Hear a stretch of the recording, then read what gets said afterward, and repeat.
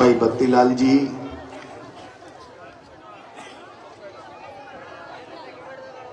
भाई हेमराज, यहाँ के सरपंच जी और वो सारी टीम के लोग जो मुझे बुलाने आए थे, सम्मानित मंच, मेरे सामने उपस्थित बिंजारी गांव और आसपास के गांवों से आए हुए महानुभाव, माताएं, बहनें, नौजवान मित्रों,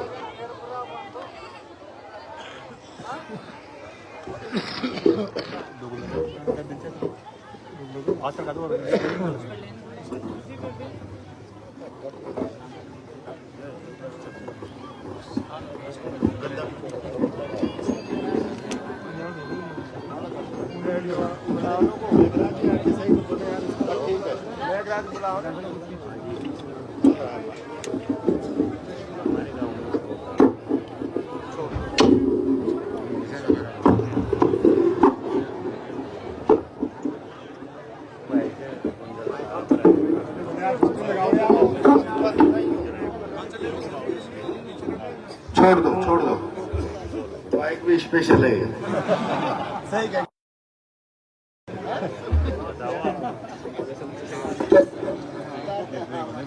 आप बैठ जाए थोड़ी देर, ये पानी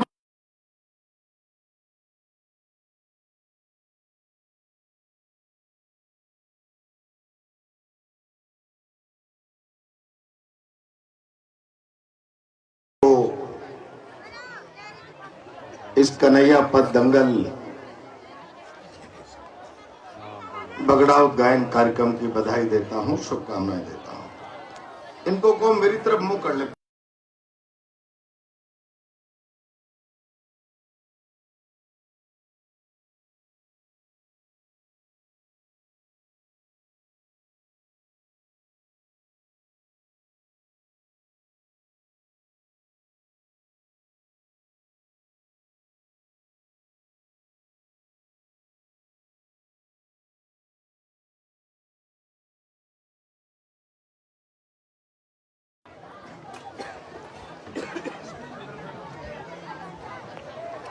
और गायन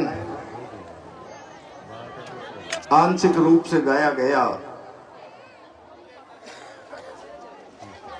तो कुछ नौजवान चर्चा कर रहे थे।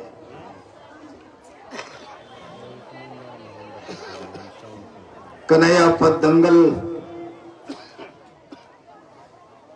बगड़ाऊ गायन के बारे में प्रहलाद गुंजल थोड़ा थोड़ा समझने लग गया होगा या समझ में आ रहा होगा। मैं बहुत जिम्मेदारी के साथ कह रहा हूं, मुझे गाना तो नहीं आता है, लेकिन जिस गायन को आप लोग लगातार इस इलाके में पद दंगल के माध्यम से गाकर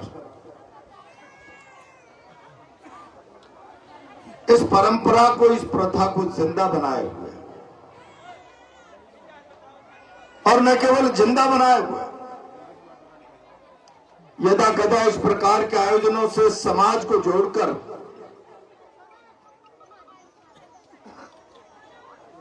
एक समरसता का भाव, मैं इसके लिए भी आप सबको साधुवाद देना चाहता हूं। जिस कथा को, बगड़ाऊ गायन को आप लोग गा रहे हैं, मुझे याद नहीं आप में से कितने लोग उस कथा के बारे में जानते हैं, लेकिन मैं इतना बता सकता हूं कि जिस महागाथा का गायन आप कर रहे हैं, उस महागाथा का गायन हो रहा है और कोई अनजान आदमी जो उसके शब्दों को पकड़ नहीं पा रहा है और पास से निकल कर जा रहा है, तो शब्दों की राग को समझकर ये कह सकता है ये साधारण गाथा नहीं, कोई भारत के पराक्रम की गाथा गाई जा रही है। और इसीलिए मैं कहता हूं बगड़ौत महाभारत का साहित्य तुम हिंदुस्तान के साहित्य जगत में ढूंढने जाओ तो मिलेगा नहीं मिलेगा, लेकिन दंत कथाओं में इस बगड़ौत गायन के बारे में जानकारी प्राप्त करने जाओ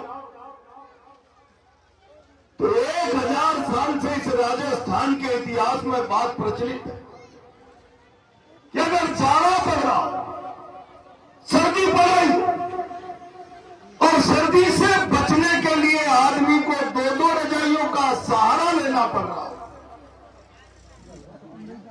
तब जाओ और सूखी पूड़ी लाकर बगल में रख दो और बगड़ौतों की मां गाथा का गायन शुरू कर दो। जाड़े में सूखे पूड़े में आग लग जाएगी, सूखे पूड़े में। ऐसी पराक्रम की मां गाथा, अब ऐसी पराक्रम की मां गाथा को आप लोग गा तो रहे, लेकिन उस महागाथा के बारे में हिंदुस्तान का साक्षात्कार किस प्रकार से होना चाहिए, आपके गायन से ज्यादा मेरी चिंता हमेशा से ये रहती है। और इसलिए मैं जहां भी जाता हूं ये बात कहने का प्रयास करता हूं कि बगड़ौत महाभारत के साथ हिंदुस्तान के साहित्यकार और इतिहासकारों ने न्याय नहीं किया, और उसका परिणाम यह हुआ कि संसार की सबसे बड़ी पराक्रम की मां गाथा, उस मां गाथा से आज हिंदुस्तान अगर रूबरू होता है तो साधारण गोठ गायन, दंत कथा और बगड़ौत गायन के माध्यम से होता है। कोई बड़ा साहित्य और बड़ा इतिहास देश को पढ़ने को नहीं मिलता। मुझे कई बार पीड़ा होती, इतनी बड़ी मां गाथा जिसके बारे में कल्पना नहीं की जा सकती, उसके शब्दों को सुनने मात्र से रानी जयंती बिजनौरा के राजा के यहां आ जाती है सवाई भोज की, और बिजनौरा केसर बटे काव्य सिंधुआ गीत इस रानी के वास्ते पादरे रणगीत। बिजनौरा में केसर बट रहा है, संधवा गीत गाए जा रहे हैं, जंग की तैयारी हो रही है, रणजीत नंगाड़ा बज रहा है। वो रणजीत नंगाड़ा बजाकर युद्ध के मैदान में पराक्रम दिखाने वाले लोग आज भारत के साहित्य के पराक्रम इतिहास से ओझल है। उसको थोड़ा बहुत लिखने का प्रयास सुभद्रा कुमारी चौहान ने किया और उस पर एक पिक्चर हमारे नाथू सिंह जी ने बनाने का प्रयास किया, लेकिन उस पर भी काली पोत दी। मैं अकेला व्यक्ति था राजस्थान में 1990 के दशक में जिसमें खड़े होकर इस सारे घटनाक्रम का विरोध किया। जिस महागाथा को आप लोग इत्मीनान से गाते हो, गाते गाते चोरी छाती हो जाती है, उस मां गाथा के नायकों बगड़ौतों को देव नारायण नाम से बनने वाली नाथू सिंह जी की पिक्चर में साधारण युद्ध में मरता हुआ दिखा दिया गया। उन महायोद्धाओं के पराक्रम की अद्भुत गाथा है। लोग क्या कहते हैं, मैं कई बार जब जगह जाता हूं कहता हूं, जब शराबबंदी की बात करता हूं तो लोग कहते हैं बगड़ौत शराब पीते थे, पर मैं कहता हूं बगड़ौत शराब नहीं पिया करते थे। बगड़ौतों ने शराबबंदी का महाआंदोलन चलाया था, और महाआंदोलन नहीं चलाया, शराबबंदी से बर्बादी से समाज को रोकने के लिए सारे संसार का शराब और शराब के बदले दाम सोने की जंजीरें ले लो, लेकिन गरीब के घर को शराब से तबाह नहीं होने देंगे। शराबबंदी का आंदोलन बगड़ौत। ऐसी पराक्रम की गाथा लोग हल्के फुल्के अंदाज में गा जाया करते हैं। पियोरे कम ढोले गणों शेष नाग को आ गई गेल।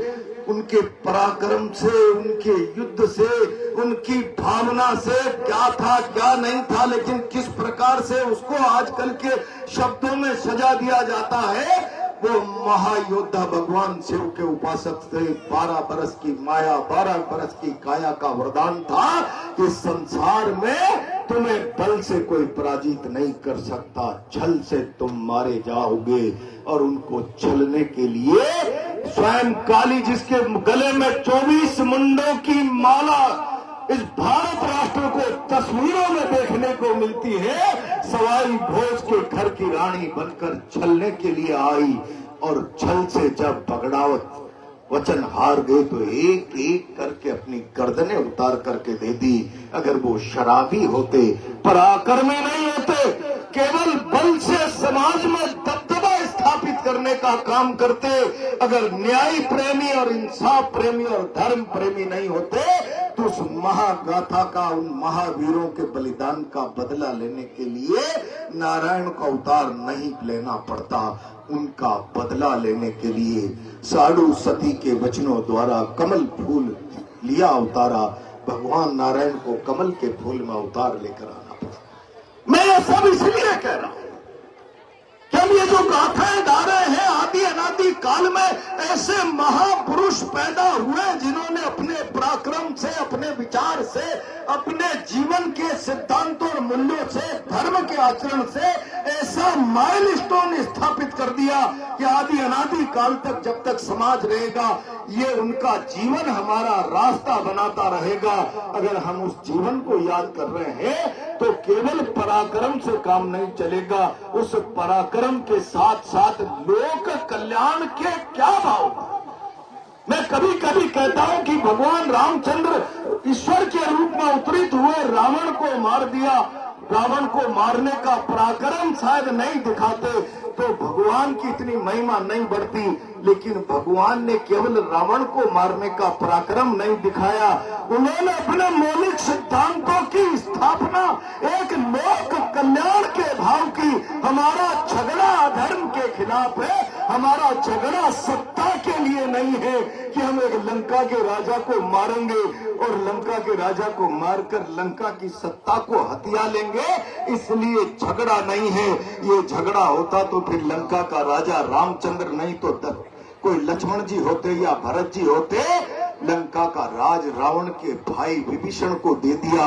हमारा झगड़ा राज का नहीं, हमारा झगड़ा राज में बैठे हुए लोग नीतिगत काम नहीं करते हैं, सिद्धांत विरोधी काम करते हैं, अधर्म का काम करते हैं, तो केवल राजा नहीं, उस अधर्म की व्यवस्था को समूल नाश करके एक नई व्यवस्था ये महापुरुषों ने जिस आदर्श स्थापित किया है।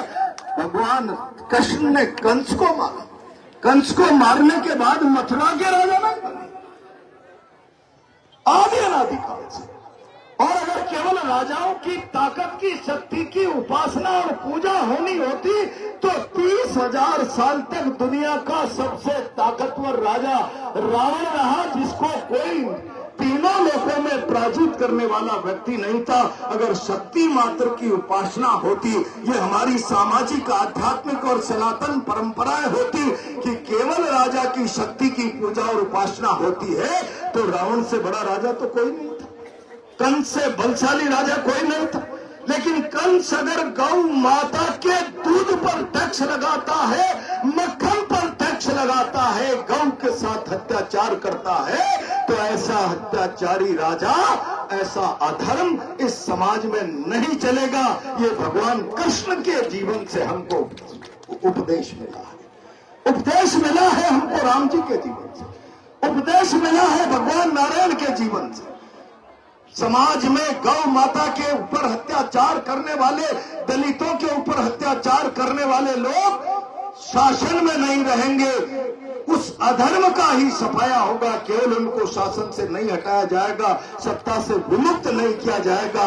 और इसीलिए उन महापुरुषों को हजारों साल, लाखों साल बाद भी जीवंत रूप से समाज इसलिए याद करता है, उनके पास केवल भुजबल ही नहीं था, उनके पास लोक कल्याण का भाव था, उनके पास धर्म का मार्ग था, उनके पास नीति का मार्ग था।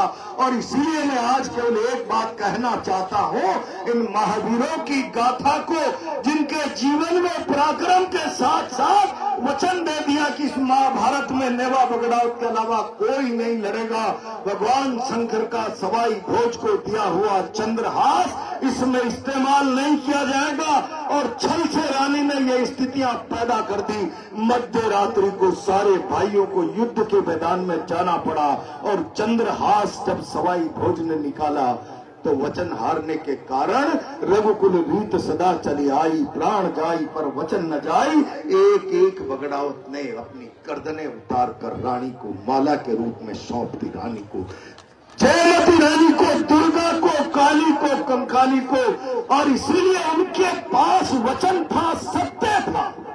और इसलिए मैं कहना चाहता हूं, आज भी कोई सत्य बचा तो ग्रामीण जीवन में बचा है, ईमानदारी बची है तो ग्रामीण जीवन में बची है।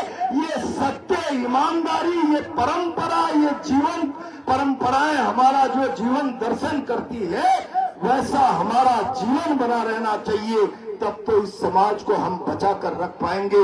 वरना आजकल की परंपरा तो ये हो गई, अब भगवान राम ने रावण को सत्ता के लिए नहीं मारा, सत्ता विभीषण को सौंप दी। आज तो हिंदुस्तान की राजनीति में सत्ता के लिए इस प्रकार की परंपराएं कायम हो गई। विरोधियों को कैसे मारा जा सकता है, साम दाम दंड भेद, कहीं पैसे का इस्तेमाल, कहीं ताकत का इस्तेमाल, कहीं ईडी का इस्तेमाल, कहीं सीबीआई का इस्तेमाल। अगर हम इन महागाथा को गाते हैं, उन परंपराओं को जीवंत रूप से अपने जीवन के साथ जोड़ते हैं, तो सत्ता में अगर आज भी अधर्म है तो फिर हमें उस अधर्म का विरोध करने के लिए पूरी ताकत के साथ खड़ा होना चाहिए। तब तो इन प्रकार की महागाथाओं को गाने का मतलब निकलने वाला है। वरना इस प्रकार की महागाथाओं को गाने मात्र से, मनोरंजन करने मात्र से, थोड़ी देर अपनी छाती फुला लेने, गर्व करने मात्र से काम नहीं चलने वाला। उसको अपने जीवन में उतार कर उस धारा में आगे बढ़ने की जरूरत है। हम उस वंश परंपरा के लोग हैं जिन्होंने अधर्म को मिटाकर धर्म का मार्ग बनाया, और आज हजारों अनंत सालों तक समाज उस रास्ते पर चलेगा। उस रास्ते को कोई सत्ता सिंहासन की ताकत से दूषित करने का प्रयास करेगा, सत्ता के बूते अधर्म का बोलबाला, अन्याय अत्याचार का बोलबाला समाज में स्थापित करने का प्रयास करेगा, तो हमारी धमनियों में बगड़ाउतों का रक्त फड़फड़ाने लगेगा, हमारी धमनियां फड़कने लगेगी, भुजाएं फड़कने लगेगी। ये महागाथाएं हमको इस प्रकार से प्रेरित करती है। मैं तो इतना ही निवेदन करना चाहता हूँ, जहाँ भी जाता हूँ इस पीड़ा को मैं कहता हूँ, तब तक गाते रहो, तब तक गाते रहो, जब तक तुम्हारे बीच में इस महागाथा को समझकर इसका विस्तृत अध्ययन करके इतिहास और बड़े साहित्य के रूप में सजाने वाली पीढ़ियां खड़ी नहीं हो जाए। वरना ये कथाएं, ये गोठें मर गई तो आपकी विरासत मर जाएगी, और विरासत खत्म नहीं हुई तो जिन समाजों की विरासत मर गई, जिनकी विरासत नहीं है, केवल समाजों की नहीं, जिन राष्ट्रों के पास भी शक्तिशाली ताकत विरासत नहीं है, वो राष्ट्र चलते तो हैं, उनका भौतिक विकास भी हो जाता है, लेकिन नैतिक विकास उन राष्ट्रों का नहीं होता।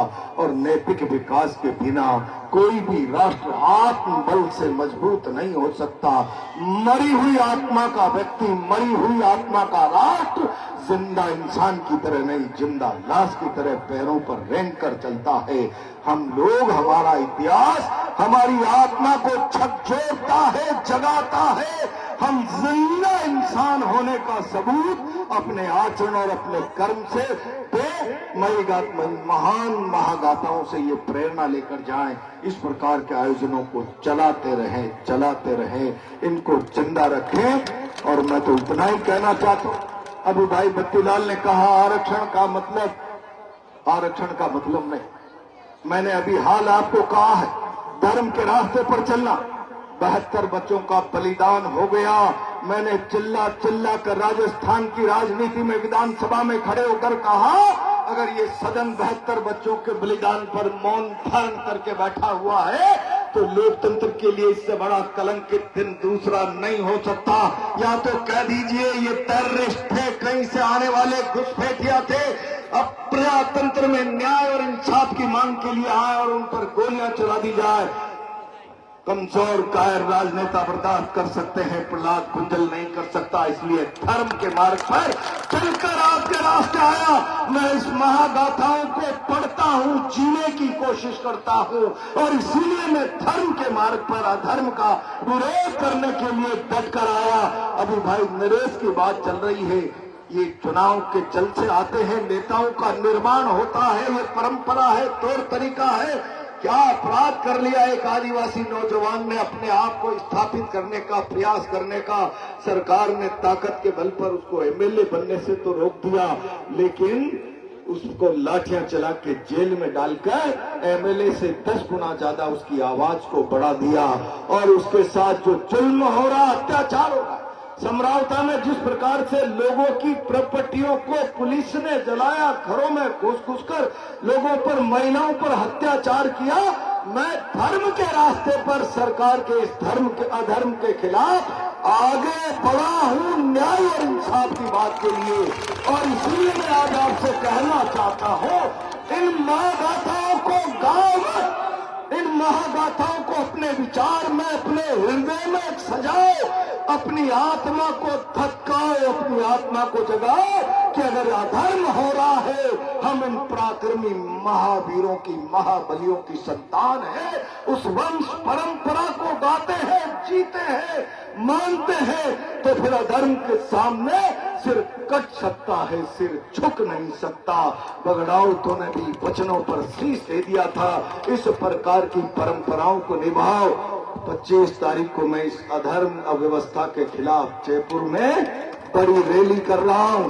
कोई नरेश मीणा है इसलिए केवल मीणा आ जाए ये नहीं, ये समरावता में सरकारी अन्याय हुआ है, अधर्म हुआ है, तो अन्याय और अधर्म के खिलाफ जिसकी आत्मा जागती है, गवाही देती है, वो 25 को चलकर पैदल ही जयपुर की तरफ आ जाए।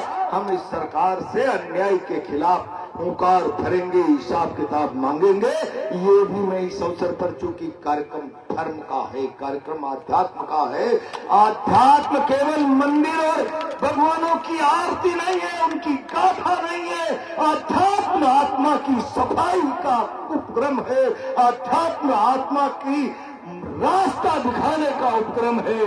आत्मा की सफाई और आत्मा को सच्चाई और आत्मा को ईमानदारी के साथ दृढ़ता के रास्ते पर ले जाने का उपक्रम है।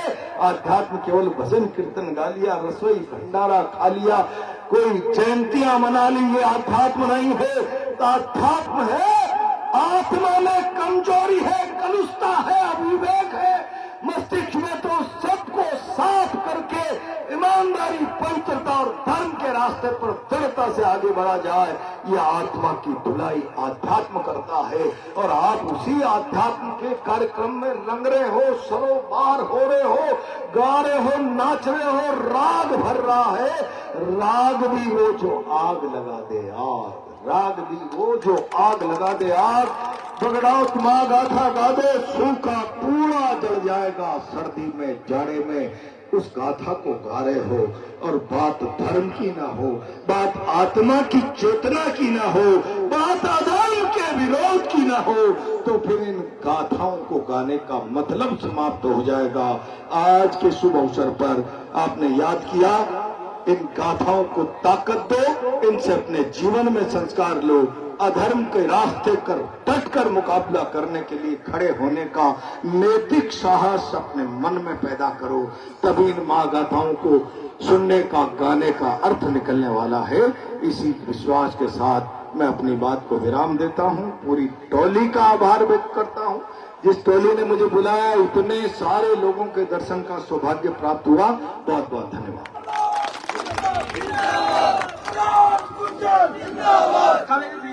साहब आएंगे पार्टी